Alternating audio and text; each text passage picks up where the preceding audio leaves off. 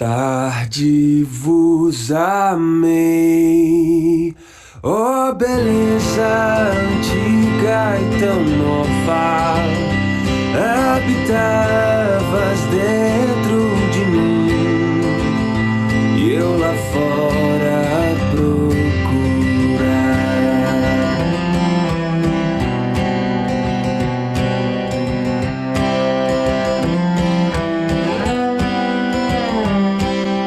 Não existiria se eu não existir em você. Deformado mantinha-me longe da beleza que é o teu ser. Mas tua voz bradou,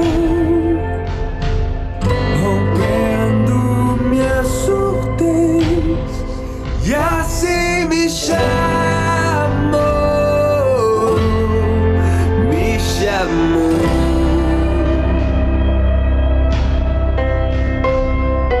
Tua luz raiou, cegueira se desfez, e assim eu o avistei.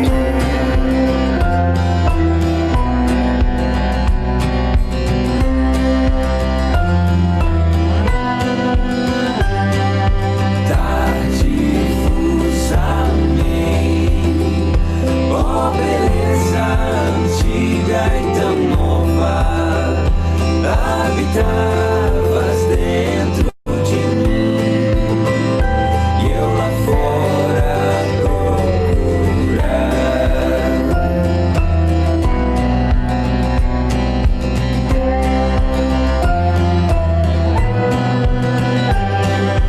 Não existiria se eu não existir em você. Deformado mantinha-me longe da beleza que é o teu ser. Perfume exalou, seu cheiro respirei, e já não posso mais parar.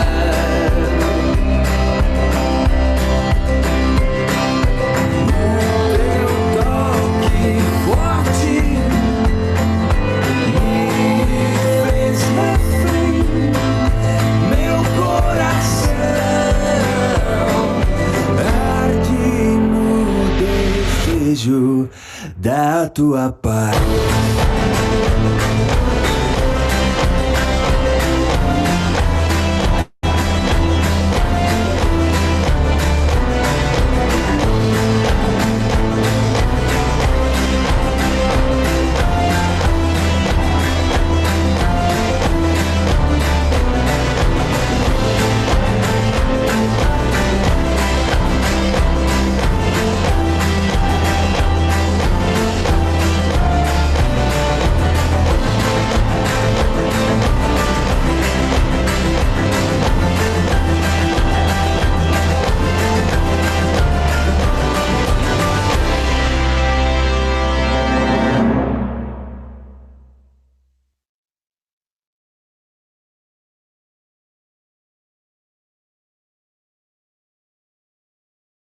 Muito boa noite, meus irmãos e irmãs, a graça e a paz do Senhor e Salvador Jesus Cristo. Bem-vindos aqui à nossa disciplina, à nossa aula online no Instituto Reformado de São Paulo. Estamos aí na terceira das aulas ao vivo, das lives, com o professor Augusto Nicodemos, que é o professor dessa disciplina que nós estamos ministrando nesse mês, que é Combatendo os Falsos Mestres. Disciplina que aborda principalmente os livros, as cartas, de 1ª, 2ª e 3ª João e a carta de Judas. Mas, para você que não sabe, talvez, o Instituto Reformado tem mais de 40 disciplinas, 40 cursos de teologia em todas as áreas, né? Teologia sistemática, nós temos um curso completo de teologia sistemática, teologia bíblica também tem um curso completo de teologia bíblica, teologia prática também um curso completo, e agora esse que está se tornando completo também, que é o curso de teologia reformada. Essa aqui é a 8ª disciplina de teologia reformada que o reverendo Augustus preparou especialmente para o Instituto Reformado. Vamos ter ainda uma 9ª disciplina desta grade, né, de 9 disciplinas sempre, deste programa de teologia reformada, que será a disciplina sobre Salmos, né? Nós teremos algumas coisas a falar sobre essa disciplina daqui a pouco, no momento apropriado. Eu estou só vendo aqui se o professor Augusto já entrou. Deixe-me ver se ele está presente aqui no nosso bate-papo. Não estou vendo. Vamos ver aqui. Acho que ele ainda não entrou. Deixa eu dar aqui rapidamente uma mensagem. Sim, ele está precisando do link. Então, só um minutinho, meus irmãos, porque eu vou pegar o nosso link para enviar para ele. Inclusive, disse o nosso irmão Felipe, que nos assessora aqui, poderia enviar diretamente o link para ele? Felipe, você pode mandar?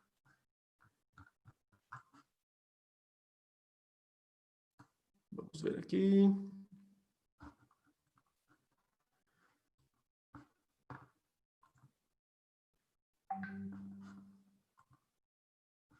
Tá, joia. Eu mandarei. Só um minutinho então, meus irmãos, nós vamos começar. Vou pegar aqui o link da reunião para mandar para o reverendo.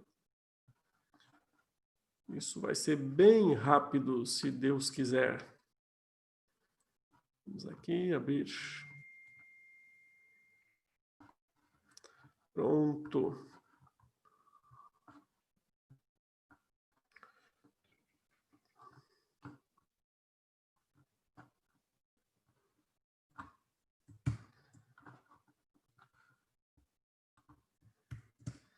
Agora foi.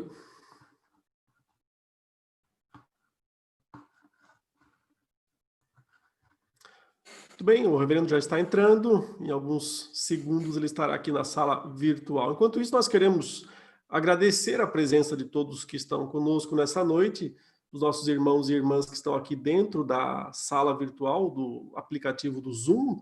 Eu estou vendo vocês aí com as câmeras ligadas, né? Muito bem-vindos. Estou vendo aí alguns nomes, alguns têm nome, outros só têm siglas. Então, eu vejo a Tereza, o Luciano, estou vendo também o Paulo Evangelista, está sempre conosco, a Sara, o Paulo Sérgio, Cristiano também está conosco, estou vendo o Edilson, Raimundo, quem mais? Matias, o José, o Osiel, também temos o Dario, a Sueli, o Raimundo Itiles, Rafael, Jonathan, pessoal, todo mundo aí com as câmeras ligadas, né? O Rolf está conosco, e quem está conosco também, o próprio Augusto Nicodemos, que está aqui.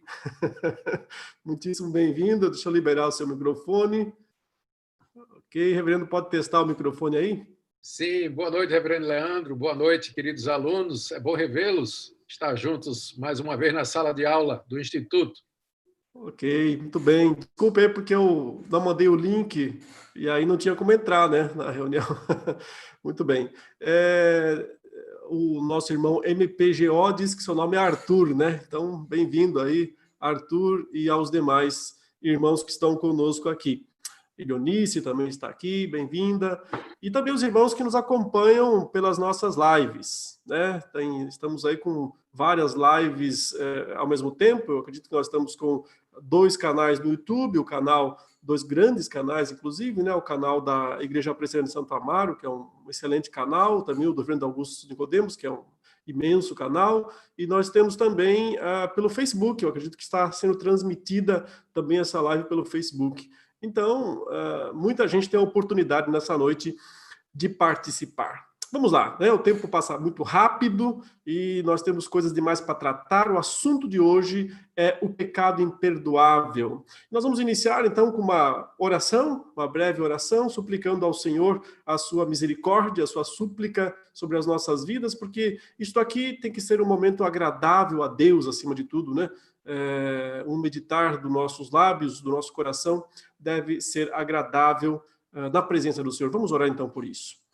Ó Senhor Deus e Pai, nós queremos te agradecer, te louvar por essa noite, pela oportunidade rica e preciosa de estarmos na tua presença, reunidos com nossos irmãos e irmãs, nesses vários canais aqui que servem a este propósito. Agradecemos por tudo, pedimos que o Senhor possibilite que tudo funcione bem, as transmissões, que nós não tenhamos atrapalhos, que não haja problemas e que nós tenhamos uma noite aqui de grande edificação espiritual para o teu povo, para a tua igreja, possamos todos ser edificados pela tua palavra, mediante a ação do teu Espírito Santo. Te louvamos e te bendizemos ao Senhor e pedimos a tua bênção sobre cada um dos nossos alunos, alunas e de todos os participantes de uma forma geral, que o Senhor os abençoe, suas casas, suas famílias, seus trabalhos, suas igrejas, todos sejam abençoados pelo Senhor nesta noite. É a nossa oração, a nossa súplica em nome do Senhor Jesus. Amém. Muito bem, vamos começar então, reverendo, como nós temos dito, né, essa disciplina é combatendo os falsos mestres. E nós temos tratado, né, especialmente das cartas de 1ª e 2ª e 3ª João, e também a carta de Judas.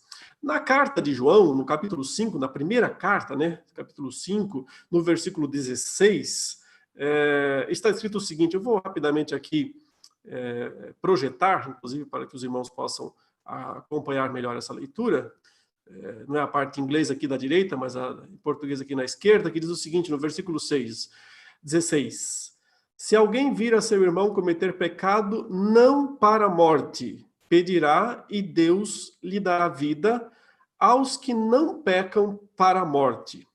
Há pecado para a morte, e por esse não digo que rogue. Ele completa toda injustiça é pecado, e há pecado não para a morte.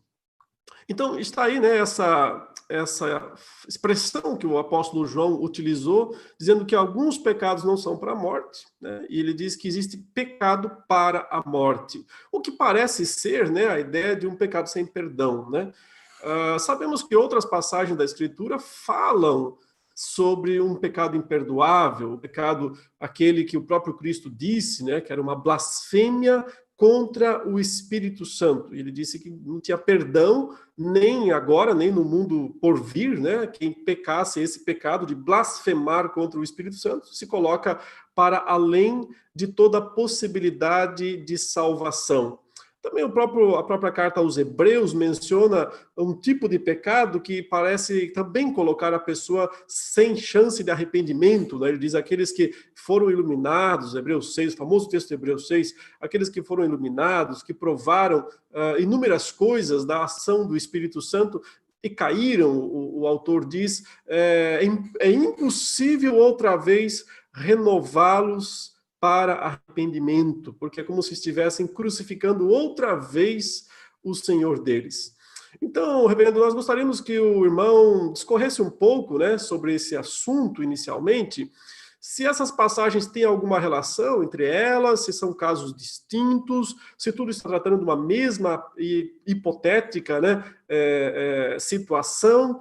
Enfim, existe um pecado que não tem perdão? O que seria, rapidamente, né, esse pecado? Porque eu sei que os irmãos vão perguntar muito sobre isso na sequência, eu até gostaria, inclusive, né, já de pedir aos irmãos que vão fazer perguntas, que concentrem as perguntas nesse tema, né? Qual é o tema?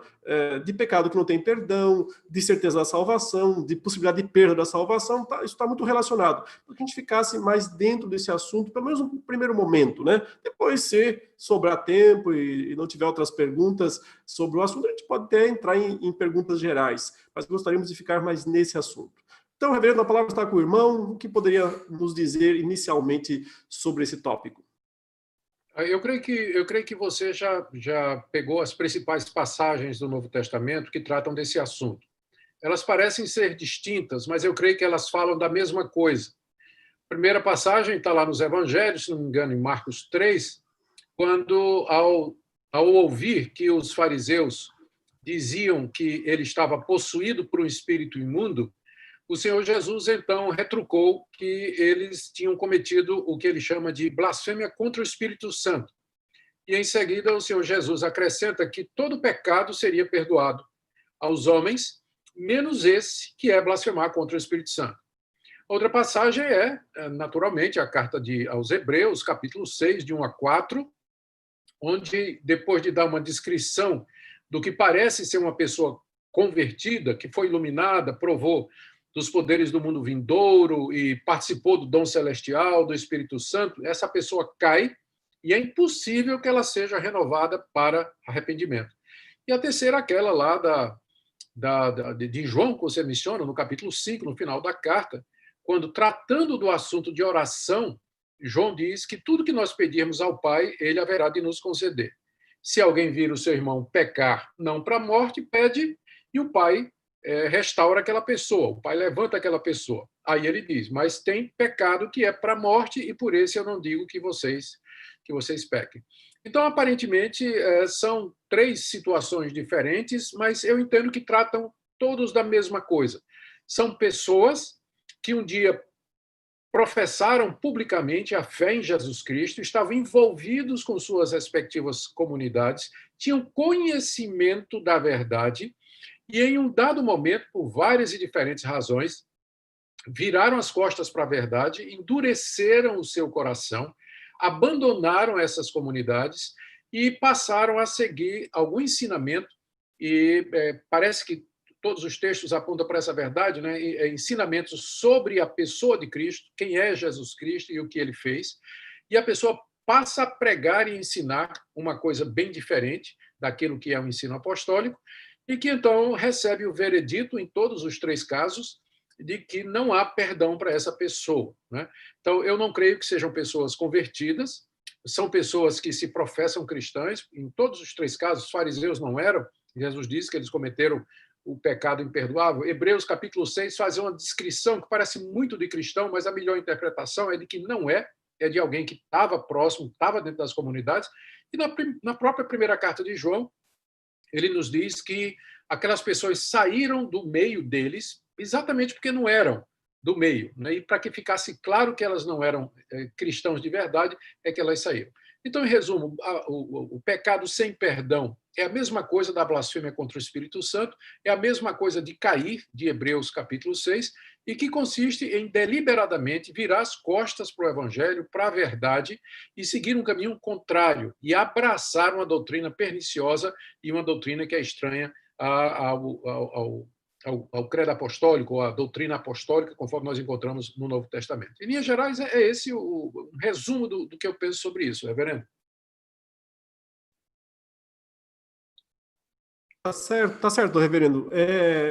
Agora, qual a sua opinião, antes de dar a voz aos nossos irmãos que também vão perguntar sobre isso, por que não tem perdão, né? Em essência, se Deus pode perdoar tudo, qualquer coisa, né, em tese, por que justamente esse pecado não pode ser perdoado? Qual seria o motivo, a razão? A sua opinião.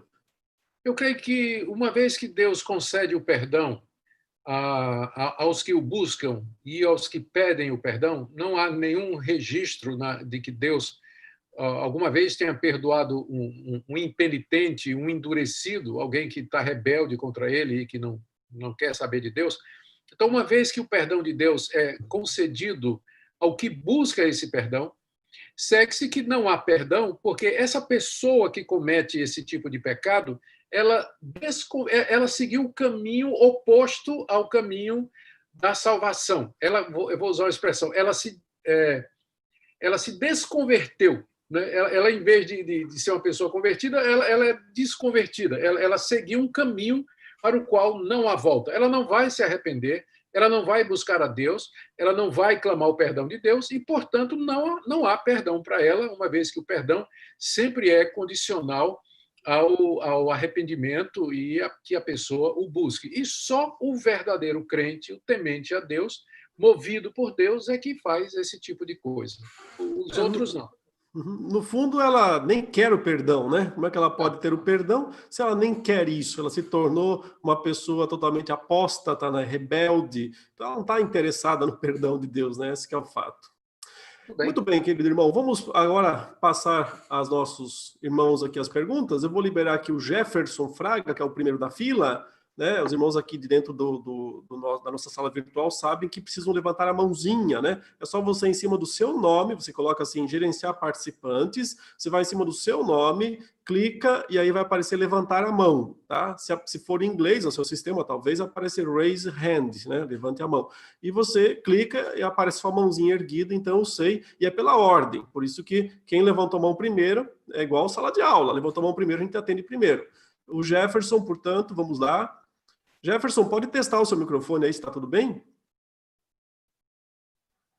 Sim, reverendo Leandro Lima, tudo bem? Boa noite, graça e paz.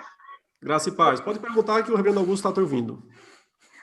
Graça e paz é um momento de muita alegria, graças a Deus de ser participante desse momento aí. Curso Reformado de São Paulo desde 2016, aí, desde o início. Né? Eu recomendo a muitos irmãos, eu venho sempre compartilhando. Né? E lá no início eu estava em outra denominação e hoje eu faço parte da Presbiteriana Central de Vilar dos Teles, São João de Meriti, Rio de Janeiro, reverendo Eduardo Machado. E tem sido uma bênção os ensinos, né?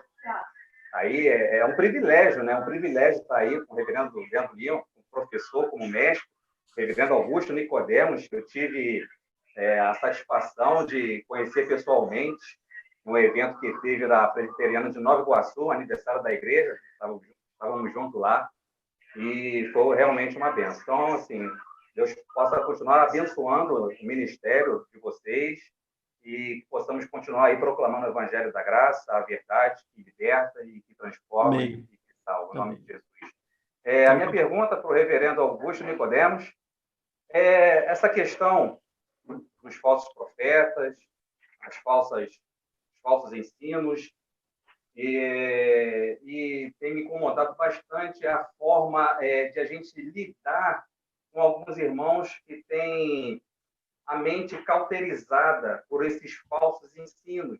Né? A gente fala, a gente pede ajuda ao Espírito Santo de Deus para iluminar nossas mentes, para iluminar a mente, o coração, dando entendimento conforme a palavra, né? Dentro do contexto. E a gente vê aí, né, essa pandemia, esses sinais, né? Já foi falado que não é um aviso iminente da volta de Cristo, como já foi falado pelo reverendo Leandro Lima, são sinais, como está escrito. E quando vem e é falar da questão do chip, né, a besta, essa questão, e eu conversando com o irmão, então, falou sobre essa questão do chip. Deixa eu fazer uma pergunta. Você vai aceitar o chip? Se você aceitar o chip, eu não te considero como irmão. É complicado você ouvir, né, uma pessoa querida, uma pessoa que está aí, né, junto, dentro do evangelho, mas tem essa situação, esse ensino aí, infelizmente, errado, porque, como eu falei, nada nos separará do amor de Cristo, está lá em Romanos 8, né, nos versos finais. Então, eu pergunto ao reverendo Nicodemos essa questão de como lidar com esses irmãos, de como estar falando com ele, claro, com mansidão, com paciência, com amor, né? Porque é difícil, a pessoa fica chateada e para de falar um momento contigo, aí até voltar a falar... Então tá bom, irmão, deixa eu só passar por Reverendo Augusto responder, tá? Ele já, acho que deu para pegar bem a sua pergunta já. Beleza. Isso mesmo. Jefferson, eu diria o seguinte, que você, se tiver oportunidade, você apresenta a verdade para essa pessoa. Mas tem um limite isso também. O próprio Jesus diz que a gente não deve dar aos cães o que é sagrado, nem jogar nossas pérolas aos porcos. E o apóstolo Paulo, nas 2 cartas que escreve a Timóteo para ajudá-lo a enfrentar falsos mestres, ele diz que depois de 2 ou 3 admoestações ao homem faccioso, ao homem herético, deixa, entrega mesmo. Então, porque tem coisa que só o Espírito de Deus, só o Espírito de Deus vai fazer. Então, se tiver a oportunidade de falar, você fala. A gente não sabe, em casos como esse, quem cometeu o pecado sem perdão e a blasfêmia contra o Espírito Santo, Então, ora, porque a gente não sabe, né? Às vezes a pessoa não dá evidência suficiente para que a gente considere que ela é realmente uma apóstata. Então, aconselha, prega, ora e deixa na mão de Deus, e depois de um certo ponto, simplesmente para, porque não adianta mesmo. Deixa a pessoa seguir o caminho dela e ela vai dar contas a Deus disso aí. Muito bem, obrigado, Jefferson. Jefferson, dos nossos alunos mais antigos aqui do Instituto, tá desde 2016 mesmo. Legal, querido. Bom vê-lo aqui nessa noite. Vou passar aqui agora para o Tadeu Arthur. Tadeu, tá liberado ou ainda não? Deixa eu ver, ativar aqui. Estou tentando ativar o seu microfone, mas parece que não está ligado. Agora foi. Pode falar aí? Boa noite, reverendo Leandro, reverendo Augusto. É realmente uma honra estar aqui com vocês. Eu estou pensando aqui, reverendo Leandro, como minhas duas questões que eu faria ao reverendo Augusto relativa aos textos das duas últimas aulas, se teria como eu passar para frente, porque aí as pessoas concentram as perguntas nesse primeiro momento sobre a questão do Espírito Santo, e eu faço mais ao final essas duas questões. Tudo bem, Tadeu. Tá ótimo. Me lembra uma coisa aqui no bate-papo para eu liberar você de novo, tá? Ok. Então, deixa eu passar adiante aqui. Carol Caldas. Carol, estamos... Vamos ver se já liberei. Sim, está liberado. Tudo bem, Carol? Como é que Oi, está a saúde? Tá tudo bem? paz do Senhor, tudo bom? Tô pela graça e me recuperando fisicamente. Obrigada. A minha pergunta é, eu tenho assistido nas aulas, né? E a gente tem visto que desde o primeiro século os apóstolos já escreviam as cartas combatendo aqueles falsos mestres que se utilizavam da itinerância para se infiltrar nas igrejas com doutrinas falsas e tudo mais. Na verdade, eu tenho uma certa dificuldade, eu sei que o senhor já falou sobre erro bíblico e heresia, essa diferença. Uhum. E que a gente consegue, sim, ter essa irmandade com pessoas que pensam doutrinariamente diferente da gente. Agora, eu tenho uma certa dificuldade, por exemplo, com a questão da salvação. Uma pessoa que afirma que é possível perder a salvação, eu tenho uma certa dificuldade com três coisas. Como é que a gente pode compactuar com isso, no sentido de que, se a pessoa diz que ela pode perder a salvação, então, primeiro, ela atribui a concretização da salvação às suas próprias obras. Se ela tiver santa, ela é salva, se não tiver, não é. Segundo, isso termina diminuindo o poder da eficácia do sacrifício de Jesus. E terceiro, mexe, inclusive, em questões dos atributos de Deus, né? Sua imutabilidade, de sua soberania. Então, eu tenho muita dificuldade de entender uma doutrina dessa como erro. O que é que o senhor pode falar sobre isso? Isso que você acabou de descrever não é erro, é uma heresia. A pessoa dizer que vai ser salva pelas obras e ela vai diminuir a pessoa de Cristo e vai mexer nos atributos de Deus, aí já está no campo da heresia. O que acontece é que tem pessoas que são arminianas, na concepção geral delas, e que acham que o homem, a salvação é pela graça, a pessoa foi salva pela graça, mediante o sacrifício de Cristo, pela fé que lhe foi concedida por Deus naquele momento, mas a pessoa pode virar as costas para isso, pode virar as costas e abandonar a obra de Cristo e a confiança em Cristo. E então, para esse irmão arminiano, você acaba perdendo ou decaindo da graça, né? Perdendo a salvação e decaindo da graça. Eu tenho encontrado muitos arminianos que afirmam com clareza que a salvação é pela graça mediante a fé em Cristo Jesus. Dizer que a graça é perdida, não são todos os arminianos que dizem isso, não são todos. É uma parcela dos arminianos que dizem isso. Se o arminiano, ou se a pessoa que se declara cristã e segue os ensinos de Armínio, ela vai dizer que a gente perde a salvação porque a salvação depende das obras. Aí já não é mais erro, aí de fato é uma heresia. Então, é isso que eu queria dizer para você. Você tem que tentar entender o pensamento daquela pessoa, né, mais a fundo, porque vai ter gente que é arminiana que não vai concordar com a perda da salvação, ou que, quando fala de perda da salvação, está só repetindo o que ela ouviu e ela não está entendendo as implicações do que está dizendo. Então, tem que entender bem a pessoa para poder dar uma resposta para ela ou abordar o assunto, ok? Reverendo, tem uma pergunta aqui interessante na live. Uma irmã que escreveu o seguinte, o nome dela é Keila Neiva. Ela disse assim: eu nasci em lar evangélico e me desviei. Há pouco voltei para a igreja, mas isso significa que eu não tenho perdão? Não. No meu caso, eu fui criado numa igreja presbiteriana, fui batizado, fiz minha profissão de fé, frequentei a mocidade, participava dos cultos, tomei a ceia. Aos 16 anos eu me desviei, fui para o mundo, virei as costas, não queria saber nada daquilo. Aos 23 anos, Deus me chamou, mudou minha vida. E eu estou aqui já faz mais de 40 anos. Né? Já faz mais de 40 anos. Então, essa é também a experiência de muitas pessoas. É diferente do apóstata, é diferente daquele que blasfema contra o Espírito Santo. Essa pessoa é uma pessoa que conscientemente, sabendo da verdade, nega a verdade, vira as costas e abraça uma doutrina que é contrária àquela verdade que a pessoa foi ensinada. Então, essa pessoa não quer voltar, ela não volta, ela continua no seu caminho, vai morrer no erro e, portanto, não tem perdão. Então, você talvez não era nem convertida, né? Você não é como eu não era convertido, eu estava na igreja, mas não era crente. Saí da igreja, me converti aos 23 anos de idade, que foi quando eu voltei. Talvez foi isso que aconteceu com você também. No caso, se a pessoa se desvia mesmo, né? Digamos, já é um convertido, e se desvia, se afasta, né?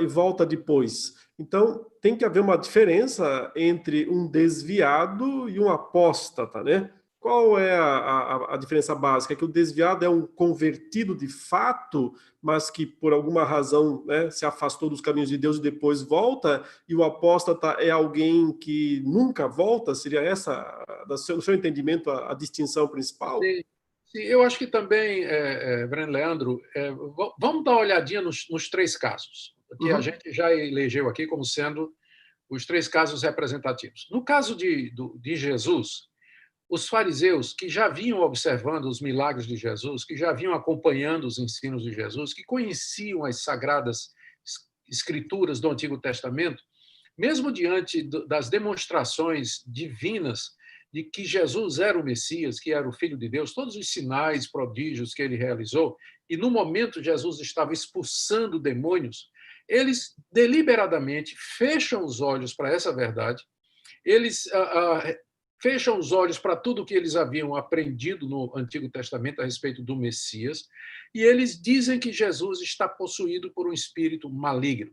Então, e é quando Jesus diz que eles cometeram a blasfêmia contra o Espírito Santo, que não tem perdão. Então, aquilo que aconteceu com aquele grupo de fariseus é uma apostasia.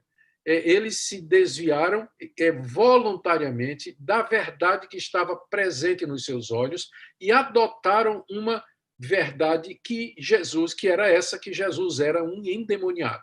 Em Hebreus 6, o que estava em jogo era o seguinte: os hebreus eram judeus que haviam se tornado cristãos, professaram o cristianismo, estavam sendo perseguidos e retaliados pelos seus vizinhos, pelos seus contemporâneos, correligionários da mesma raça, e provavelmente com ameaça de expulsão da sinagoga, com ser excomungado da fé judaica, e eles estavam tentados a voltar atrás.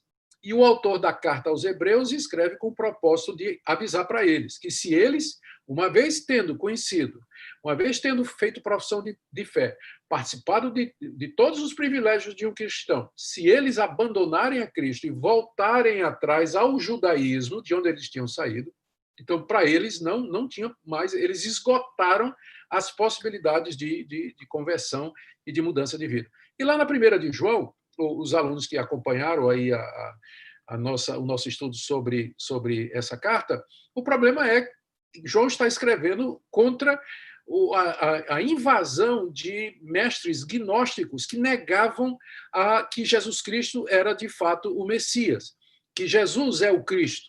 Negavam que ele tinha assumido uma natureza humana verdadeira, e com isso faziam a distinção entre Jesus e Cristo. Não é?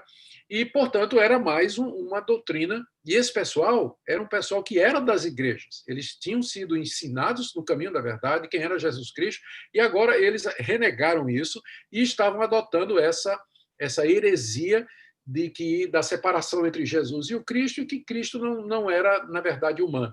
Então, você vê que, nos 3 casos, são pessoas que deliberadamente renegam aquela verdade que eles conheceram e da qual eles receberam um testemunho profundo. Né? Então, essa rejeição deliberada da verdade é o que constitui a apostasia. A pessoa vira as costas e ela toma uma decisão. Isso tudo que eu aprendi está errado, eu agora vou seguir o que eu sei que é certo, e aí vai seguir aquele erro do qual ele não retorna, né? Ele não tem volta.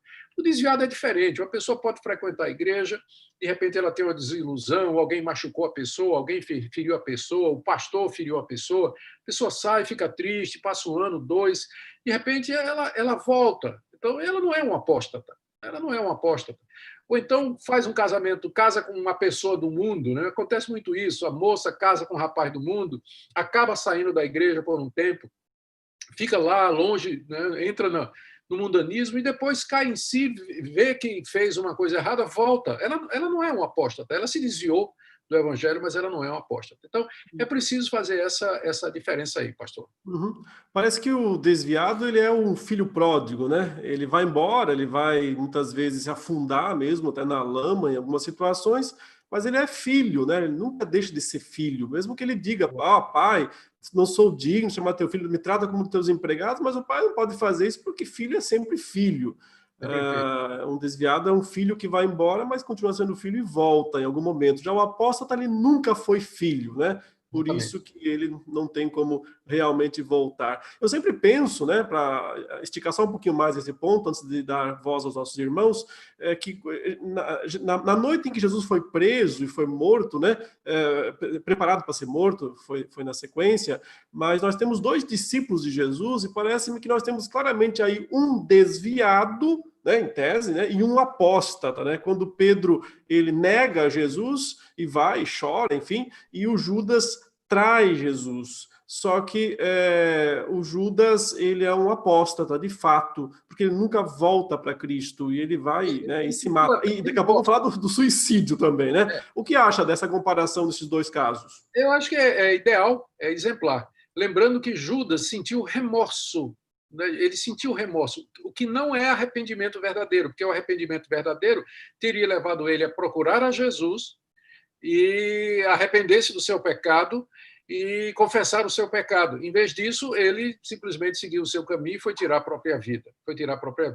Então, essa é a atitude do apóstata. Ele rompe com Cristo e não volta mais. Ele pode até sentir alguma coisa na consciência e tudo, mas ele não volta. Já o filho, que é Pedro, ele sente, ele chora e ele volta aos braços do seu Senhor e do seu Salvador. Sim. Ótimo. Daqui a pouquinho eu vou falar sobre suicídio, né? Aí a coisa fica até mais complicada. Mas antes, deixa eu permitir aqui o Dario, não sei se é Dário, sempre fico na dúvida, viu, irmão? Vou liberar aqui e pode até já corrigir o seu nome, pode falar. É Dario, boa noite. Boa noite. Domingo passado, eu acompanhei uma pregação online ministrada pelo pastor Lucinho Barreto, em uma igreja batista de Belo Horizonte. E, ao comentar o evento da caminhada de Jesus sobre as águas, ele afirmou que os discípulos não se comportaram como homens, mas como, abre aspas, frangas. Recentemente, eu ouvi uma pregação do pastor Silas Malafaia, onde ele se referiu a maridos que deixam as esposas sem convívio sexual, passando, segundo as palavras do pastor, meses sem, abre aspas, visitar a congregação. E assim, muitos outros pastores, tendo como expoente maior o pastor Cláudio Duarte, eles transformaram suas pregações em exposições humoradas. O próprio pastor Cláudio Duarte afirma que Deus o chamou para evangelizar através do humor.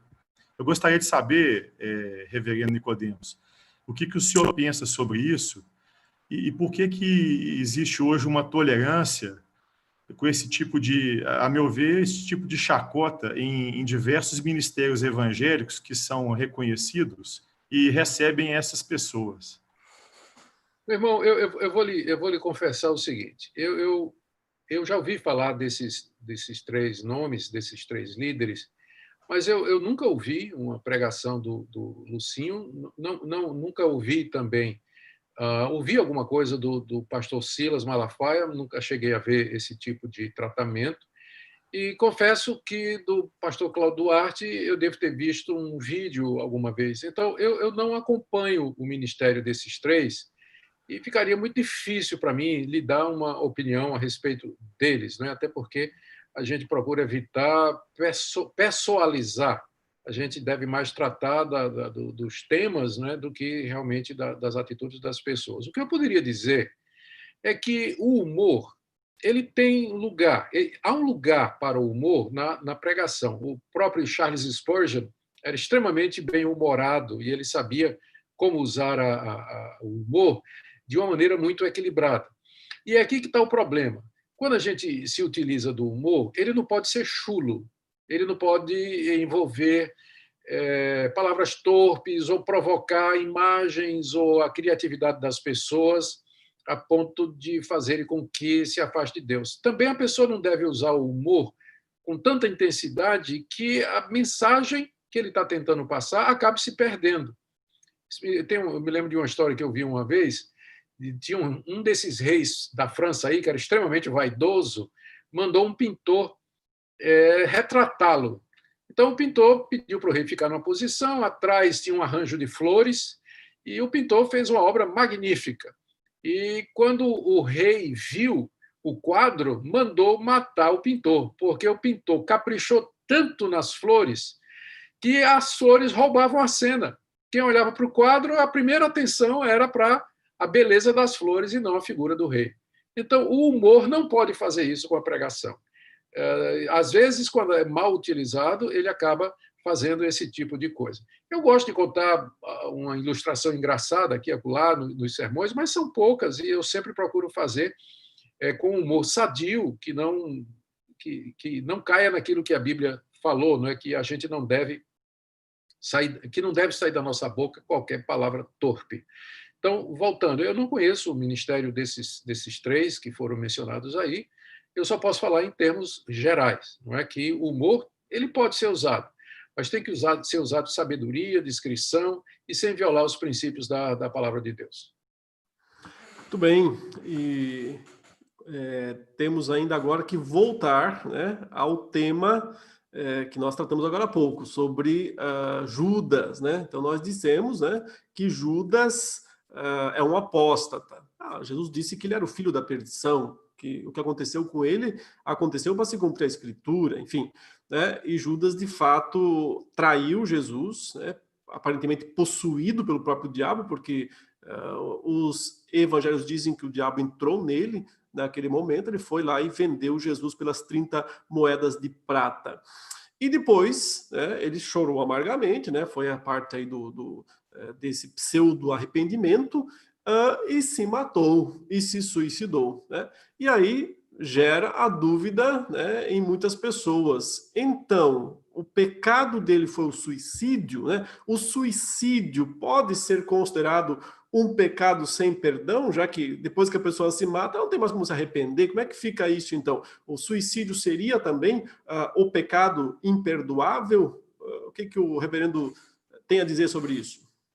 Começando com o caso de Judas, Leandro, toda vez que o Novo Testamento se refere a Judas e ao pecado que ele cometeu, a referência é o ato da traição. Em nenhum momento é referido o suicídio de Judas como sendo aquilo que o levou à condenação. Mas Judas foi condenado, de acordo com o relato bíblico, porque ele, de fato, traiu Jesus. Era um apóstata. Ele, juntamente com os demais apóstolos, foram escolhidos por Cristo, conviveu com Cristo durante 3 anos, viu os sinais e os prodígios, as maravilhas que Jesus fez, escutou os ensinos de Cristo, privou da amizade com Jesus, e ele simplesmente virou as costas e foi seguir o seu Deus, a sua doutrina, que era o dinheiro, tirar proveito onde for possível. Então, é isso que o Novo Testamento diz que é o pecado de Judas e que foi aquilo que o condenou. O suicídio foi só a conclusão, a materialização aqui no plano histórico dessa apostasia que já havia no coração de Judas. A ideia de que o suicídio é um pecado sem perdão, ele não encontra respaldo bíblico. Nós vimos que há 3 lugares onde se fala do pecado sem perdão. E em todos eles, esse pecado é a apostasia, não é o suicídio. Quem começou com essa história de que o suicídio é pecado sem perdão, pecado mortal, é a Igreja Católica, que fez uma distinção entre pecados veniais e os pecados mortais, né, para os quais não haveria perdão, e colocou o suicídio como sendo pecado mortal. Por quê? Porque no sistema da Igreja Católica, o católico ele precisa participar dos 7 sacramentos para ser salvo. Então, os 7 sacramentos envolvem a participação da ceia, envolve a absolvição dada por um sacerdote no confessionário e também a extrema-unção na hora da morte. Se a pessoa se suicida, ela se priva da extrema-unção na hora da morte. Ela se priva de confessar seus pecados a um sacerdote. Isso, dentro da Igreja Católica, impede que a pessoa seja salva, uma vez que ela se viu privada desses sacramentos aí através do suicídio. Entretanto, existe um problema muito grave com isso aí, né, com toda essa teologia católica, que já é de conhecimento dos protestantes de longa data, desde a Reforma, né, a gente se levanta contra esse tipo de entendimento que teve início na Idade Média. O problema é que, na hora de eu morrer, vamos supor, na hora de eu morrer, eu com certeza terei pecados não confessados. Eu fico imaginando a seguinte situação. Eu tive uma briga em casa com minha mulher, eu xinguei minha mulher, bati na minha mulher. Isso é hipótese, hein, gente? Isso é hipótese. Ainda certo? bem, né? Ainda bem. E eu briguei com minha mulher e saímos os dois, vamos para, sei lá, vamos para algum lugar. Saímos de casa com raiva um do outro. E aí, no caminho, na minha raiva, dirigindo o carro, xingando ainda a minha mulher, discutindo com ela, eu provoco um acidente no qual eu morro. A pergunta é, eu perdi minha salvação porque eu morri sem ter confessado a Deus o pecado da agressão à minha mulher, o pecado de ter sido violento com ela? A resposta é não. Porque se a salvação for depender de você estar com seus pecados em dia até o último momento, lembrando que você peca por pensamentos, palavras e obras, sabem quantos vão se salvar? Nenhum. Então, a salvação não pode depender da minha capacidade, conhecimento de confessar, de estar com todos os pecados confessados na hora da minha morte. O suicídio é pecado, sem dúvida nenhuma, é um pecado grave, é um pecado contra o mandamento que diz não matarás, mas, infelizmente, crentes verdadeiros podem chegar a cometer esse pecado num momento de loucura, num momento de profunda angústia. Há pessoas que são verdadeiramente convertidas, mas elas sofrem de profunda depressão e passam por tratamento médico, psicológico, psiquiátrico para poder viver. E há casos de pessoas que não suportam isso e tomam a decisão errada de pensar que o suicídio vai acabar com o sofrimento delas. Tá certo? Então, é isso que eu diria. Não, o suicídio, em nenhum lugar na Bíblia, é visto como pecado sem perdão. Também, a Bíblia não diz que a minha salvação ela vai depender de, na hora da morte, eu ter os meus pecados todos confessados. Então, dito isso, a gente pode chegar a essa conclusão de que um crente verdadeiro, sob extrema pressão, pode chegar a tomar essa decisão errada e cometer esse pecado, que é atentar contra a própria vida. Se ele é crente verdadeiro, ele não vai perder sua salvação por isso, mas que é uma decisão errada e que foi um pecado que ele cometeu, sem dúvida nenhuma.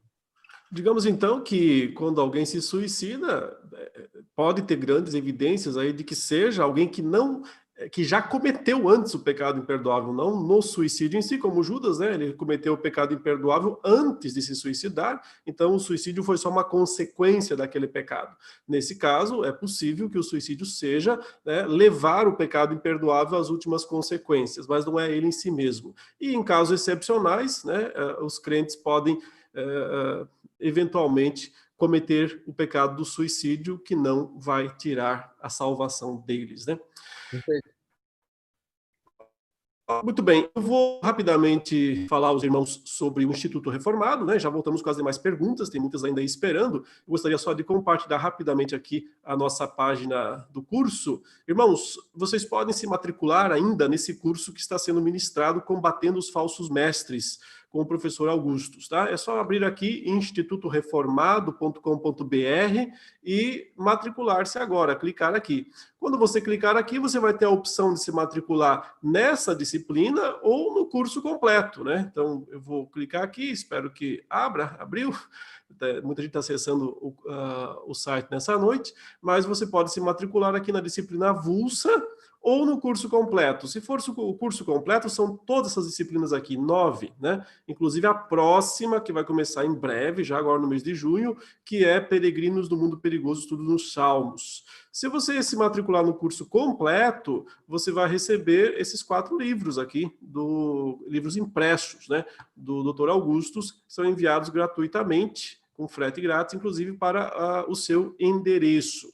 Mas a gente tem uma novidade a mais aqui para anunciar, que é a respeito da disciplina que aparece aqui nas individuais. Depois a gente vai colocar num destaque um pouco melhor, a 9ª disciplina do curso de TR9, né? TR é Teologia Reformada, está aqui embaixo, Peregrinos do Mundo Perigoso, que vai começar em junho, como eu já disse. Essa disciplina, quem se matricular nela de maneira avulsa, né, e entrar aqui, se matricular nesse curso, vai ganhar o e-book desse assunto aqui, do livro dos Salmos, que o reverendo Augustus lançou há pouco tempo. Deixa eu ver se eu consigo ao menos projetar também esta imagem do livro que nós vamos mandar. Deixa eu ver se consigo aqui. Não é esse. Vamos voltar. Aqui. É esse livro aqui, o livro Caminhos da Fé, uma exposição nos Salmos de Romagem. Então, é um e-book em versão EPUB, é um ótimo livro que os irmãos poderão receber gratuitamente esse e-book se matriculando na disciplina que vai começar agora no mês de junho. Então fica o convite para todos aí se matricularem, participarem, inclusive podem participar da próxima live aqui de dentro, né, do Zoom com os nossos irmãos e poderão fazer suas perguntas diretamente ao professor. O próximo a fazer a pergunta é o Diogo Dias. Eu vou liberar aqui seu microfone, Diogo. Vamos ver, pode testar, por favor? Só vou pedir aos irmãos para perguntarem de forma mais direta possível, para a gente dar tempo para também os demais perguntarem também. Boa noite, reverendo. Boa noite. Reverendo Leandro, boa noite, graça e paz. Reverendo Augusto, boa noite, graça e paz. Para os demais alunos, é um prazer estar aqui novamente. Reverendo, a minha pergunta seriam duas, né, ajustadas uma à outra. Reverendo Augusto, em termos práticos, o que seria, vamos dizer assim, de uma maneira mais colocada, essa blasfêmia contra o Espírito Santo? E se nós podemos relacionar algumas pessoas que corriqueiramente, né, se desviam, a gente pode conhecer em diversos aspectos pessoas que um mês estão na igreja, outro mês estão desviadas, voltam para o alcoolismo, para a prostituição. Nós podemos relacionar isso a um desvio ou a apostasia, porque seria como aquelas pessoas que, como os fariseus, né, que conheceram, que conhecem a verdade, mas de maneira insensata elas negligenciam. Isso seria, vamos dizer assim, uma apostasia? Espera aí que eu acho que eu desliguei sem querer, talvez eu, ou o sistema, ou o microfone do reverendo Augusto. Deixa eu encontrá-lo aqui, para ele poder... Ativei já, ativei. Pronto. Tá bem, desculpa aí. Então, Diogo, é muito difícil a gente julgar, porque acontece... Vamos pensar no caso do rei Davi. O rei Davi era um homem crente, era temente a Deus. Um dia ele cometeu um pecado horrível. Ele adulterou com a mulher de um dos seus subordinados e depois ainda mandou matar o Urias, que era o marido da mulher. E ele passou um período sem arrepender-se, com o coração endurecido. Foi nesse período que ele, usando a liderança de Joabe, tomou o reino dos Amonitas e diz lá que ele fez coisas terríveis, passou a picareta, a serra, cometeu crueldades de guerra, coisa que até para aquela época eram coisas absurdas. Então foi um período em que Davi se viu, de fato, desviado dos caminhos de Deus. Mas quando o profeta Natã foi adverti-lo e disse que ele havia pecado contra Deus, ele se arrependeu de verdade. Ele arrependeu-se verdadeiramente. E Davi morreu na fé, morreu crente, temente a Deus e nos caminhos de Deus. Então, ficou claro isso. Como a gente não sabe o que é que acontece no coração de determinadas pessoas, a melhor coisa é nós aguardarmos o desenrolar dos fatos. Apesar de que o apóstolo João disse que se alguém vir o seu irmão cometer pecado para a morte, então não ore por esse. Não ore por esse. Ou seja, é possível você perceber quando alguém cometeu esse pecado para a morte. O que poderia ser isso que fica tão evidente a ponto da gente fazer esse julgamento? Não é casos morais, como você falou. Lembra o contexto da primeira carta de João. Seria algum crente, membro das igrejas às quais João escreve, seguir o falso profeta na doutrina de que Jesus não é o Cristo. Negar conscientemente a Jesus Cristo e virar as costas. Uma pessoa que frequenta a igreja, depois sai, vai para o mundo, bebe cachaça e tudo, volta e tudo mais, o problema dela é um problema moral, né, que pode se resolver se ela se arrepender e buscar o perdão de Deus.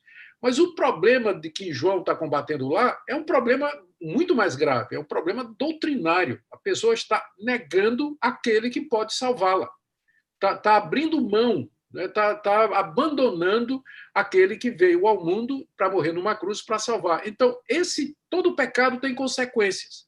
A consequência desse tipo de pecado é levar a pessoa para o caminho sem volta da perdição eterna, que é o apóstata. Então, isso fica claro, a ponto de João dizer, se ele pecou para a morte, então não ore por ele, porque não adianta, é o pecado sem perdão. Ele conheceu a verdade, renegou a verdade e agora seguiu o caminho ladeira abaixo. É diferente de gente que entra e sai da igreja com problema moral e esse tipo de coisa. Então, há perdão se a pessoa se arrepender. Mas para esse tipo de pecado, não há perdão de acordo com a Escritura. É o pecado para a morte. Tem a pergunta também do João Marcelo Farias aqui no nosso chat. Ele está falando assim, reverendo, pensamentos blasfemos, luta constante com certeza de salvação, medo de negar a Cristo no fim da vida, podem ser sinais de apostasia?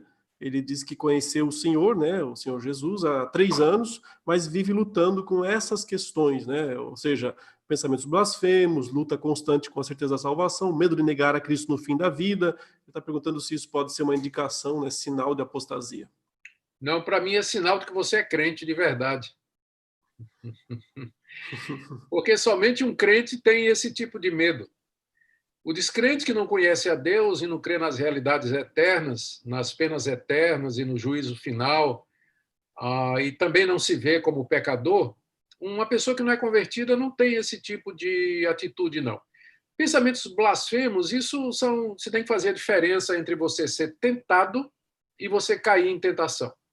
Tentados todos nós somos. Até o Senhor Jesus ele foi tentado. Mas nós podemos dizer não. Pensamentos blasfemos podem passar pela nossa cabeça, originados do nosso coração ou do próprio diabo, que nos tenta de todas as maneiras. E o fato de você ter pensamentos blasfemos não quer dizer que você concorda com eles. Pelo jeito, você não concorda. Então, você vai ter que dizer não e continuar a dizer não.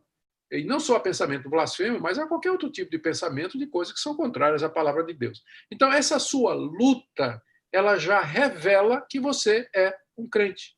Porque pessoas que não são crentes não têm esse tipo de luta espiritual. Elas estão mortas nos seus pecados. O coração delas está endurecido, elas não conseguem ver, estão cegas para ver o erro delas. Portanto, não existe esse conflito no mais profundo do seu coração. Pode ter aqui e acolá um remorso porque fez alguma coisa errada, porque teve uma educação que dizia que certas coisas são erradas e tudo, mas esse conflito espiritual no fundo do coração, só o crente verdadeiro tem. Muito bem.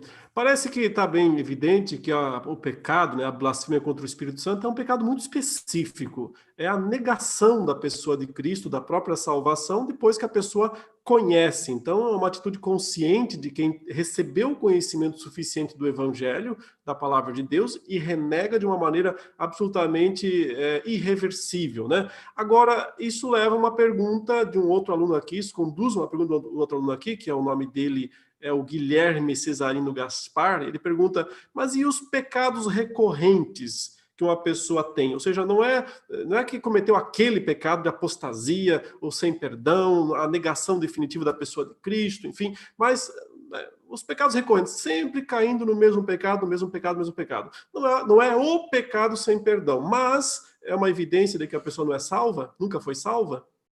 Não, não. Não é o ideal e não é certamente o que Deus quer de nós. Na sua primeira carta, João diz: se dissermos que não temos cometido pecado, nós enganamos a nós mesmos e a verdade não está em nós. Se confessarmos os nossos pecados, ele é fiel e justo para nos perdoar os pecados e nos purificar de toda injustiça. E mais adiante, no capítulo 2, no verso 1, o apóstolo João diz assim: filhinhos, estas coisas vos escrevo para que não pequeis. Se porventura alguém pecar, temos um advogado junto ao Pai, Jesus Cristo, o justo. Então, o que João está dizendo aqui é que ele escreve e fala do perdão de Deus não com o propósito de dizer aos seus leitores: podem pecar, que se vocês confessarem, Deus perdoa, mas exatamente para incutir neles o temor de Deus e a gratidão dos seus leitores crentes diante do perdão de Deus, a ponto de que, então, voluntariamente, aquelas pessoas buscariam o caminho de santidade. É possível, então, a gente percebe daí, uma pessoa ser verdadeiramente crente e ela lutar durante muitos anos contra um determinado tipo de pecado. Então, o pecado pode se tornar um hábito. Existem hábitos pecaminosos, especialmente na área sexual, que eles vão exigir, às vezes, muito tempo de luta e conflito para que o crente possa vencer. Maus hábitos, eles acabam sendo mais resistentes do que os bons hábitos, não é? E, infelizmente, é uma luta para você se livrar de determinados processos com os quais você se acostumou sua vida toda e, de repente, agora você tem que mudar. Porque pessoas que ficam cometendo o mesmo pecado é porque é um hábito, né? Já virou um hábito, há um caminho que ela já conhece e que é familiar para ela e que ela segue toda vez diante de certas circunstâncias. Eu não sei qual é o gatilho, depende da situação. Então, é todo um trabalho que tem que ser feito para que aquela pessoa aprenda a lidar com a tentação e como dizer não. E não quer dizer que ela não é crente. O ruim, agora, a evidência de que a pessoa não seria convertida é se ela fica caindo nesses pecados e ela não tem arrependimento, ela não se sente triste, ela não chora, lamenta diante de Deus e não procura a Deus dizendo assim: Deus, eu caí mais uma vez, tu sabes como eu estou envergonhado, Senhor, me levanta, me ajuda, eu quero viver uma vida santa. Então, essa é a atitude do verdadeiro crente. Mas aquele que se aproveita da graça de Deus para viver uma vida recorrente no pecado, isso aí, a evidência parece apontar para uma pessoa não convertida, de fato. Bem, vamos liberar aqui o Tânio. Tânio, pode perguntar no microfone? Tânio lá de Angola, né? Deixa eu ver se já deu aqui o seu microfone. Pode testar aí, Tânio? Viva, Reverendo Leandro. Mais uma vez, Reverendo Augusto, é sempre um prazer. Eu trago duas perguntas. A primeira me foi formulada por um amigo cristão, não é? Aqui de Angola, que vai ser a primeira que eu vou expor, é do Osvaldo, ele chama-se Osvaldo, e ele pergunta, em Mateus 12, 24, os fariseus afirmam que Jesus expulsa os demônios por meio de Beelzebul. Isso constitui uma blasfêmia contra o Espírito Santo? Assim como, já que pronto, está a haver um diálogo e só depois deles fazerem essa afirmação é que Jesus diz que fala sobre a blasfêmia contra o Espírito Santo. Essa é a pergunta do Osvaldo. A minha questão vai já... O reverendo falou sobre o suicídio e durante toda esta abordagem eu só gostaria de saber faz sentido, então, a igreja não aceitar receber corpos, né, de pessoas que cometeram suicídio? Essa é uma prática da igreja cá em Angola, tanto a igreja católica como a igreja metodista e algumas outras igrejas protestantes. Elas não fazem culto de corpo presente para pessoas que cometeram suicídio. A outra questão, um irmão nosso, que nós conhecemos, que é, portanto, fiel ou era fiel na palavra, blasfema contra o Espírito Santo, vale a pena orar por ele para vamos lá, a restauração da sua vida? Ele era... A resposta já está lá no Evangelho de João, né, no capítulo 5, quando João diz que se você vir um irmão cometer o pecado para a morte, não ore por ele. Se você vir um irmão cair em outro tipo de pecado, você pode orar por ele. Mas por esse, João diz assim, eu não digo que você ore. Com isso, ele está querendo dizer que Deus não atenderia essa oração, uma vez que a pessoa tomou aquele caminho da apostasia que a gente já explicou aqui. Então, com relação à pergunta do seu amigo, se os fariseus cometeram a blasfêmia contra o Espírito Santo, a blasfêmia contra o Espírito Santo foi porque eles disseram que o espírito pelo qual Jesus estava expulsando os demônios era um espírito maligno, era Belzebu. E como era o Espírito Santo, então a ofensa é uma ofensa contra o Espírito Santo de Deus. Então é por isso que Jesus disse que vocês falaram mal, é isso que a palavra blasfemar significa, vocês falaram mal do Espírito Santo. E considerando as circunstâncias em que os fariseus estavam de pleno conhecimento, aquilo se constituía uma evidência de que eles já tinham adotado um caminho de fugir da verdade e rejeitar Cristo, por mais evidências que Cristo desse de que ele era de fato o Filho de Deus. Okay? Sim, também sobre a questão de não receber o corpo de um suicida, eu acho que se a pessoa era membro da igreja, ela era crente em Jesus, ela deu toda a evidência de salvação toda a sua vida, ela participava dos cultos da igreja, por alguma situação, talvez uma doença, alguma dificuldade, alguma angústia, ela veio a cometer esse pecado do suicídio, eu não consigo ver qual seria a base bíblica pela qual eu não poderia dar um sepultamento a essa pessoa, fazer uma cerimônia fúnebre a essa pessoa, uma vez que é evidente, né, pela toda a vida dela, ela demonstrou que, de fato, era crente em Jesus Cristo, deu evidências, e, no fim da vida, ela cometeu esse tipo de pecado. Não é? Se fosse assim, nós teríamos que também recusar fazer cerimônia fúnebre de quem, antes de morrer, pisou na bola, adulterou, né, foi crente a vida toda, né, como Davi. Imagina se Davi tivesse morrido naquele período, antes do profeta Natan vir ter com ele. Eu deixaria que ele fosse sepultado na igreja, né? Davi deu demonstrações a vida toda de que ele era crente verdadeiro, pisou na bola, cometeu aquele erro. Isso não quer dizer que ele não era crente em Jesus Cristo. Então, eu não teria problema em fazer ofício fúnebre de uma pessoa que reconhecidamente era crente em Jesus Cristo, todas as evidências, e que, infelizmente, deu fim à sua vida, cometendo esse pecado, que é o pecado do suicídio. Tá bom, Tânio? Muito bem. Reverendo, tem umas perguntas aqui sobre... Temos muitas perguntas também que estão vindo do YouTube, mas tem uma pergunta do Newton César, né, que ele menciona que na caminhada cristã de liderança da igreja que ele tem, ele viu diversas vezes os irmãos sendo disciplinados, né? Mas ele diz que dificilmente eles retornam para a igreja e, via de regra, eles se afastam.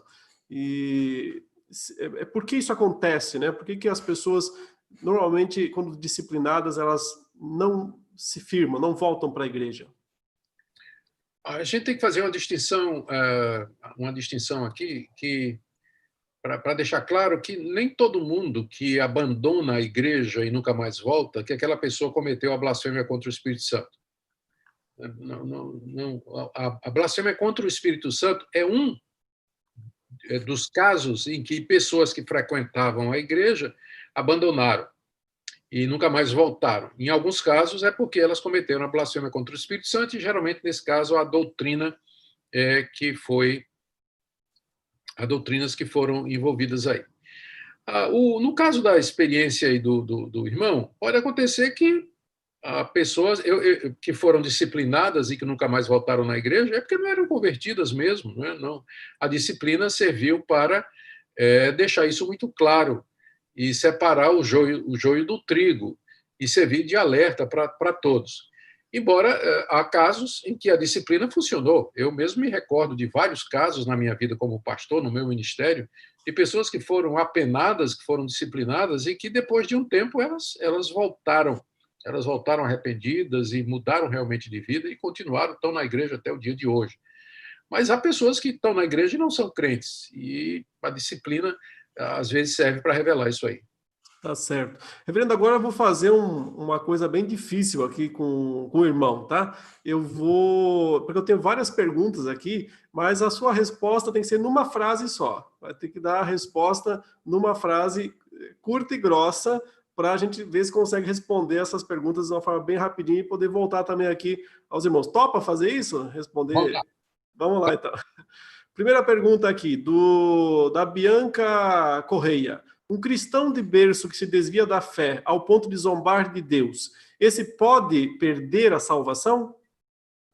Se foi crente de verdade, nunca. Nunca vai perder. Ótimo. Aqui fala, em Hebreus, o Antônio Peixoto, em Hebreus fala que os judeus estavam voltando à prática do judaísmo, foi isso? Sim. Muito bem. Aquilo já respondemos. O que dizer da frase Deus abomina o pecado, mas ama o pecador, do Luiz Augusto? Equivocada. Muito bem. Do Vinícius Costa. Os apóstatas citados por Paulo são aqueles que Jesus chama de joio? Não necessariamente. Como eu disse, tem gente que se desvia, mas não foi por conta de apostasia. Uhum. O joio, o que é o joio lá da parábola? Na parábola, o joio são... tem que lembrar que a parábola, como Jesus começa a parábola, ele diz que o reino dos céus é semelhante... ele conta a história de um homem que semeia no seu campo o trigo e depois nasce o joio também, e aí os trabalhadores querem separar, o dono diz, não, deixa crescer junto que quando chegar o tempo da colheita a gente faz. E aí Jesus diz que no dia do juízo Deus vai enviar os seus anjos e vão tirar do seu reino todos aqueles que cometem escândalo e professam iniquidade. Então, o joio são aquelas pessoas que estão dentro do reino de Deus e que parecem com o trigo, mas que na verdade não são. Só que fazer a distinção nem sempre é fácil e somente no dia do juízo a gente vai saber a verdade sobre algumas pessoas. Muito bem. O suicídio já foi. Os eleitos podem praticar o pecado sem perdão? Não. Não. Deixa eu ver aqui. Essa pergunta pode responder um pouquinho mais com calma. O Ledson está dizendo o seguinte: me ajudem, por favor, eu tive pensamentos terríveis contra o Espírito Santo. Pensamentos que não sei de onde veio. Estou condenado? Não. Se você tivesse condenado, você não estava nem preocupado com isso. Isso mesmo. Vamos voltar aqui para os irmãos perguntarem no vídeo. Peço mais uma vez aos irmãos perguntarem o mais diretamente possível, tá? Para responder. O José Brauda, vou ativar o seu microfone. José, pode perguntar, meu irmão. Boa noite, irmãos. É um prazer falar com os irmãos. Eu acompanho o pastor Leandro Lima desde a época do Paraná. Lá eu sou paranaense, sou de Guarapuava. Estou trabalhando agora como missionário no Desafio Jovem do Brasil, em Santa Catarina. E é um privilégio. Irmãos, eu queria fazer uma pergunta, como eu trabalho com dependência química, e há muitas pessoas que passam várias vezes e caminham um tempo com Deus e acabam tendo dificuldades por uma questão moral. E daí eu queria saber, porque eu tenho alguns amigos meus que ficaram muitos anos comigo na igreja e tal, caminharam com Cristo, e por algum motivo eles saíram da igreja. E até alguns agora se denominam ateus ou fazem algumas práticas que não condizem com a palavra de Deus. Eu queria saber, ter um conselho da parte dos irmãos, um conselho bíblico, que eu sei que os irmãos têm um padrão bíblico, né? Um conselho bíblico a respeito disso, de como trabalhar com essas pessoas, né? Como trabalhar com essas pessoas. O principal, eu acredito que é a oração, né? Mas qual é a nossa atitude perante essas pessoas que têm dificuldades nessas áreas morais e que a gente precisa dar uma orientação bíblica, e como que a gente faz isso? Eu creio que se ficou claro que essa pessoa não blasfemou contra Cristo, se ela não renegou a Jesus Cristo, você falou que tinha um ateu aí, não é? Então, talvez seja, no caso, gente que se tornou ateu. Então, talvez seja o caso dessa pessoa aí. Mas as demais pessoas, você não tem como dizer que elas cometeram o pecado sem perdão. Elas podem ser pessoas que estão momentaneamente desviadas. Então, você ora por elas e você procura levá-las ao conhecimento de Deus. Aquelas que claramente viraram as costas à verdade, estão hostis contra a verdade, negam a verdade, zombam da verdade e abraçam outras doutrinas contrárias à pessoa de Cristo, isso daí está com muita cara de blasfêmia contra o Espírito Santo e pecado sem perdão. Mas as outras não. Então, há casos de pessoas que se desviaram e passaram tempo longe de Deus e depois voltaram. Então, como você não conhece, enquanto há vida, há esperança. Então, vai orando, vai testemunhando e pedindo que Deus fale no coração daqueles que são dele e chame eles de volta para a verdade. Amém. Muito bem. Obrigado, querido, pela pergunta. Reverendo, tem uma pergunta aqui do Adamo Parisi. Ele está dizendo o seguinte: quem adulterou e foi perdoado e deu provas do seu arrependimento, pode ocupar ministério na igreja?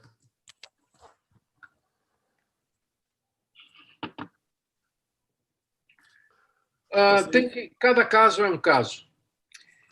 Foi particular, foi caso público, a pessoa já era um líder, teve agravantes, envolveu a família de outros, não só a mulher, mas a família de outras pessoas. Qual foi a repercussão do caso? Então, não dá para dar uma resposta simples nesse caso aqui. Nós teríamos que saber mais, né? Teríamos que saber as circunstâncias e tudo mais. Foi a primeira vez, porque às vezes tem reincidência, né? Se foi a primeira vez, se foi a segunda vez, terceira. Então, tudo isso tem que se levar em conta. Então, a princípio, uma pessoa que adulterou e que se arrependeu de verdade, passou por um processo disciplinar, e o caso foi relativamente contido, né? Ela deu mostra de arrependimento, depois de um bom tempo de cadeira, né? De disciplina e tudo mais. Eu creio que ela pode, sim, voltar a exercer o ministério, né? Se houve esse arrependimento, essa mudança de vida comprovada, se foi disciplinado e tudo mais. Mas se é reincidente, se o caso foi escandaloso, teve agravante, aí já tem que pensar se vale a pena deixar essa pessoa ocupar a liderança. Ok. Raimundo, eu vou liberar o seu microfone, Raimundo. Vamos ver aqui. Pode testar. Está me ouvindo? Sim.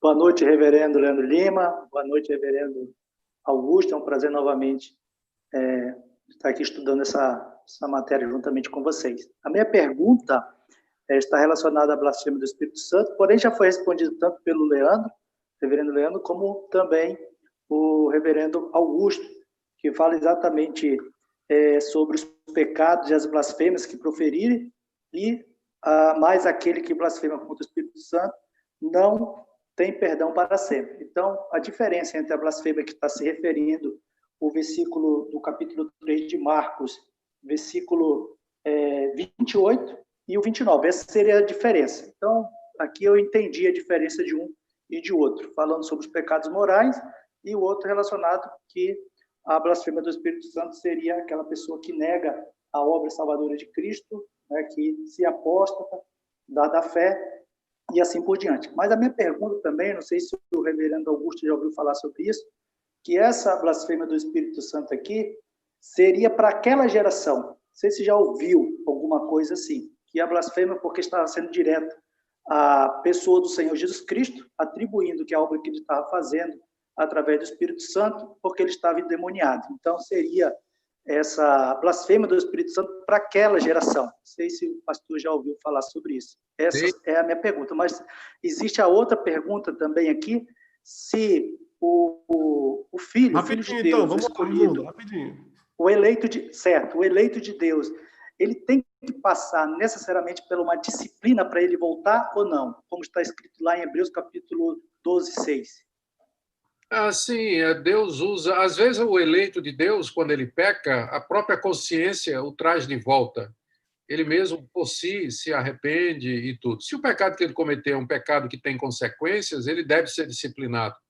Porque a disciplina, ela visa também reivindicar ou vindicar a honra do Senhor Jesus e o nome da igreja. Então, disciplinar quem pecou é preciso, né, para salvaguardar o evangelho, para que fique claro que a igreja não concorda com aquele tipo de coisa. Com relação à sua primeira questão, é claro, eu já conheço essa posição que dizia que aquele pecado só era para aquela época, porque só valia enquanto Cristo estivesse encarnado, né, e estivesse em carne aqui nesse mundo. A questão é o seguinte, veja só, olha o raciocínio. Jesus disse que aquele era o único pecado sem perdão. Então, se aquele era o único pecado de perdão, o que é o pecado para a morte pelo qual a gente não deve orar, lá na primeira carta de João, que foi escrita já muito tempo depois que Cristo já tinha subido ao céu e não estava mais aqui entre nós? Qual seria? Porque Jesus disse que só tinha um pecado sem perdão. E João, no final da carta, fala do pecado que é para a morte, anos depois da encarnação de Cristo. Então, segue-se que eles estão falando da mesma coisa. Se estão falando da mesma coisa, significa que alguém ainda pode blasfemar contra o Espírito Santo, mesmo depois que o Senhor Jesus Cristo foi assunto aos céus. E que o nome disso é pecado sem perdão, o pecado para a morte, que é a mesma coisa da blasfêmia contra o Espírito Santo. Tá bom? Muito bem. Deixa eu liberar aqui o Tadeu, que tinha sido o nosso primeiro perguntante da noite, né? Mas ele cedeu o momento lá, e agora ele quer perguntar, então vamos dar a vez a ele. Tadeu disse que vai fazer a pergunta bem rapidamente. Vamos ver se é verdade. Vai aí, Tadeu. Reverendo Augusto, com relação aos dois ladrões no momento de crucifixão, nós temos ali, então, um que é apóstata? Não, ali não se tratava de apostasia, porque nenhum deles antes tinha conhecimento da verdade, ou tinha professado a Cristo, ou tinha aderido ao movimento de Jesus, ou se declarado cristão. Ali não tem nenhum caso de apostasia, não. Perfeito. É interessante essa parte, né, dos ladrões, porque um se arrepende no último momento e ele é salvo, né, mostrando que a salvação pode realmente alcançar até o último instante. Tem mais uma pergunta, né, Tadeu? Então, deixa eu liberar aqui. Na verdade, está liberado, pode perguntar. Augusto, no seu artigo do Paulo, Plantador de Igrejas, né, tem aquela afirmação que Paulo estava muito motivado por convicções teológicas. O artigo é muito legal, mas eu penso assim que o que mudou a vida de Paulo foi o encontro dele com o Senhor a caminho de Damasco. Então, esse episódio de natureza espiritual, ele forçou uma nova teologia para Paulo. O que o senhor pensa sobre isso?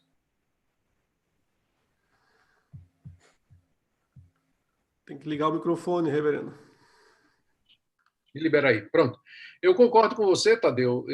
Inclusive, aqui eu quero citar para você um livro muito bom de um professor de Novo Testamento do seminário de Princeton. Ele já se aposentou agora. É o Christian Becker. Ele é de origem holandesa. Ele escreveu um livro sobre a teologia do apóstolo Paulo, onde ele defende uma tese muito interessante. Ele fala de que havia, no pensamento de Paulo, havia um core, um centro, que foi estabelecido a partir da sua conversão, quando ele, então, rearrumou a cabeça dele para poder encaixar essa revelação que ele recebeu de que Jesus, de fato, era o Messias, com aquilo que ele tinha aprendido enquanto rabino, enquanto fariseu. Então, Paulo dá uma mexida. Mas só que esse centro teológico, ele tinha o que ele chama de contingência. Paulo refletia nas diferentes contingências e situações a partir desse centro. Então, ele enfrentava situações, por exemplo, os judaizantes que apareceram na Galácia, ou os problemas morais que tinha lá na igreja de Corinto. Então, ou o desafio que para ele era ir à igreja de Roma, ou os falsos mestres gnósticos lá em Éfeso. Então, Paulo abordava essas situações diferentes a partir de um centro unificado do pensamento dele. e que era isso, que Jesus era o Messias, e ele dá até um resumo disso, né, que Cristo ressuscitou dos mortos, morreu na cruz, segundo as Escrituras, que ressuscitou ao terceiro dia, segundo as Escrituras, que foi anunciado e foi pregado, segundo as Escrituras. Então, ele, de vez em quando, ele fala desse pensamento central dele, desse conjunto de doutrinas que modelam o pensamento de Paulo e a abordagem dele para todas as situações. Então, naquele meu artigo, o que eu digo o que eu mostro é exatamente isso, que foi aquele centro de convicções, a partir daquela convicção central do pensamento do apóstolo Paulo, que ele desenvolve seu trabalho missionário, adaptando-se e achando novas medidas à medida que a demanda exige dele. À medida que as demandas vão aparecendo, ele vai respondendo, mas sempre tendo como referência aquele centro. Então, eu concordo plenamente com você. Tudo bem. Tem uma pergunta aqui também da Tereza Castro, ela diz assim, se a pessoa que comete o pecado que não tem perdão é porque ela nunca teve o Espírito Santo, tá certo? Certíssimo. Eu penso assim também. Uhum. Não era o Espírito. Uma pergunta da Maísa também, ela está perguntando se a palavra de Deus diz que Jesus não nos chama de servos, se nós devemos nos chamar de servos, por que Paulo se chama de servo? Uma curiosidade dela. Jesus disse que não nos chamaria mais de servos. Mais de amigos, né? Sim, aquela passagem de João, né? Uhum. Ali são em dois sentidos diferentes, né? Quando Jesus diz que ele não vai mais chamar os seus discípulos de servos, quer dizer que Jesus passa a dar a eles o status de irmãos. E é isso que Jesus é nosso, ele é o nosso irmão mais velho. A nossa servitude a Jesus, ela é uma servitude voluntária, gozosa, como Jesus disse, vinde a mim, tomai sobre vós o meu jugo e aprendei de mim, que eu sou manso e humilde de coração, encontrareis descanso para a vossa alma. Então, nós servimos a Jesus livremente, de espontânea vontade, é o desejo mais profundo do nosso coração, é diferente de um escravo na época, é isso que Jesus está dizendo. Eu não vou tratar vocês como as pessoas tratam os seus escravos, mas nós somos amigos aqui. E quando nós nos referimos uns aos outros como servos uns dos outros, nós estamos querendo simplesmente dizer que o nosso desejo que a gente tem é abençoar a vida das pessoas e não pensar em nós mesmos. E que a nossa missão na vida aqui é servir a Deus e também servir ao próximo, ajudá-lo no que for preciso, priorizar, renunciar por amor ao próximo. Então, a palavra servo ele define bem aquilo que nós somos, servos de Cristo, no sentido de que não mais de escravo, né, que alguém que está fazendo uma tarefa que está obrigado, mas ali um servo por gratidão, e servo uns dos outros também, no sentido de que é nossa alegria e prazer abençoar a vida dos irmãos antes do que a nossa. Tem uma pergunta do Jonathan Saboia, ele diz assim, alguém que é disciplinado por confrontar o pastor quando ele está errado, deve permanecer ou não na igreja, visto que o pastor não será corrigido. Então, a pessoa foi lá, confrontou biblicamente o pastor, que estava errado. O que aconteceu? Em vez do pastor se corrigir, o próprio confrontante foi disciplinado. O que ele faz agora?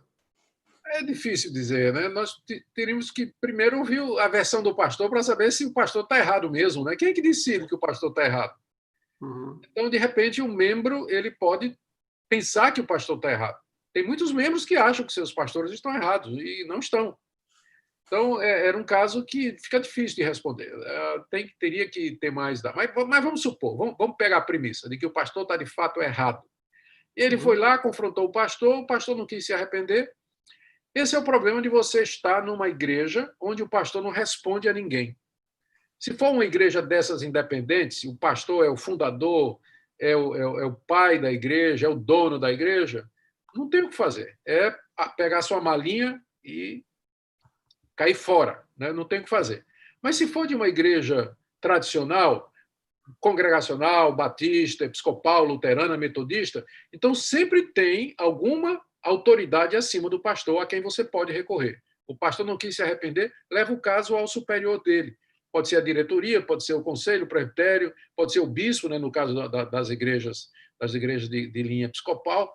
Então, é por isso que é bom você ser membro de uma igreja onde existe o que a gente chama em inglês de accountability, prestação de contas. O pastor tem que prestar contas do que ele ensina, de como ele usa o dinheiro da igreja e assim por diante.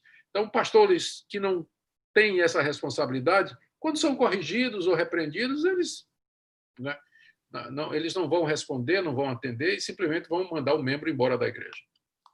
Vamos encerrar a nossa live com uma pergunta em grande estilo aqui, né? Para terminarmos de forma polêmica.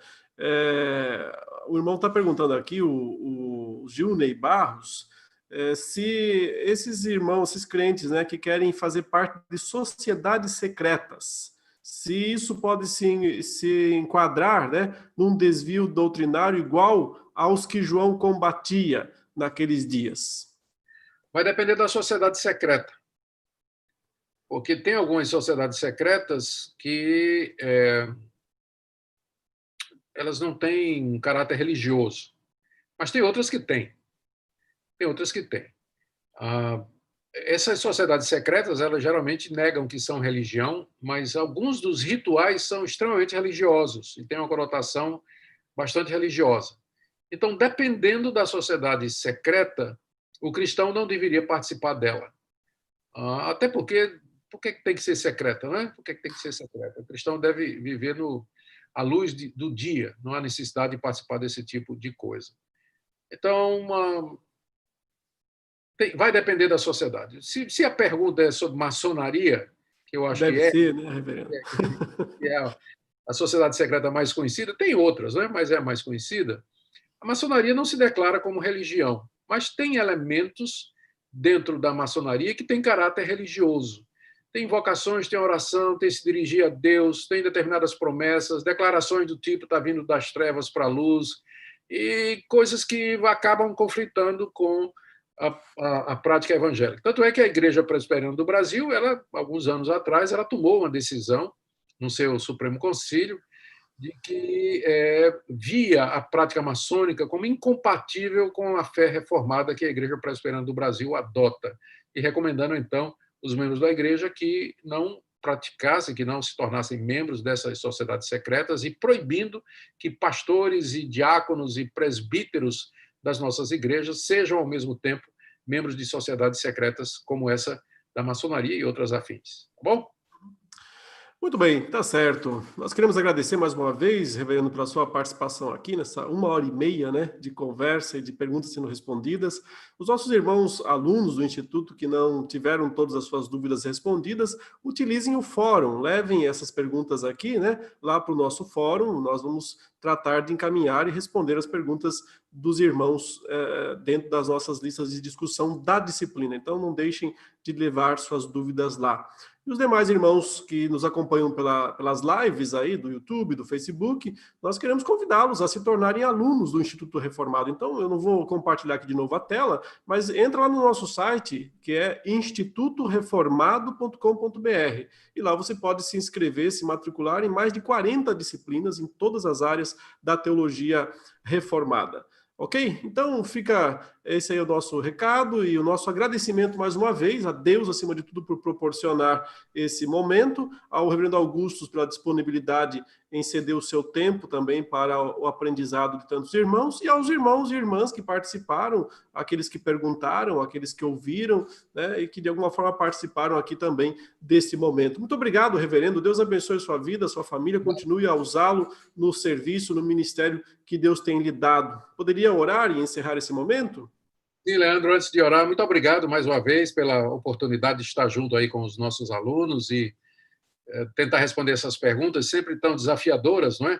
E que deixam a gente lembrar que a gente sabe muito pouco e que quanto a gente precisa estudar mais e quanta coisa existe que precisa de pesquisa e de solução, não é? Vamos orar. Pai querido, muito obrigado por esse tempo juntos. Nós oramos que o Senhor queira abençoar cada um dos alunos do Instituto e aqueles também que nos acompanharam pelas redes sociais. Dá a tua bênção à Igreja brasileira, especialmente nesse tempo difícil de pandemia. Abençoa os governantes em todos os níveis, para que procurem o bem do povo, ó Deus, e alivia a tua mão sobre nós. Abrevia esses dias, ó Deus, para que possamos nos encontrar outra vez nas nossas igrejas, celebrar o teu nome e participar da comunhão dos santos. Abençoa o Instituto, abençoa o reverendo Leandro, guarda o livro do mal. Em nome de Jesus. Amém. Amém. Muito obrigado a todos. Um grande abraço. Deus abençoe.